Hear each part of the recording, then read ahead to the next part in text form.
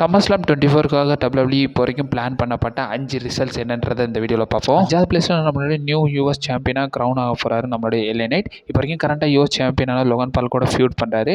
So probably இவங்களுக்கான ஃபியூட் வந்து பார்த்திங்கன்னா SummerSlamல ஒரு மேட்ச் இருக்கிற பட்சத்துக்கு ஸோ நம்மளுடைய LA Knight நியூ சாம்பியன் ஆவார். 4வது பிளேஸில் நம்மளுடைய டிஃபனி ஸ்டாட்டனுடைய மணி இந்த பேங்க் கேஷ் இன் தான். ஸோ இப்போ வரைக்கும் அவங்க மணி இந்த பேங்க்கை வந்து விமன்ஸ் WWE சாம்பியனாக இருந்தாலும் சரி, விமன்ஸ் வேர்ல்டு சாம்பியனாக இருந்தாலும் சரி, ஸோ இது ரெண்டில் எதிலாச்சும் ஒன்றில் வந்து கேஷ் இன் பண்ணுவாங்கன்ற மாதிரி பார்த்தீங்கன்னா ஸ்பெகுலேட் பண்ணியிருக்காங்க. 3rd பிளேஸில் நியூ சாம்பியனாக க்ரௌன் ஆக போகிறாரு நம்மளுடைய குந்தர். ஸோ அவருடைய ஐசி டைட்டில் லாங்கஸ்ட் ரெயினுக்கு அப்புறமா வந்து இப்போ வரைக்கும் வேர்ல்டு ஹெவிவெயிட் சாம்பியன்ஷிப்புக்காக டேமின் பீஸை ஃபேஸ் பண்ணுறாரு.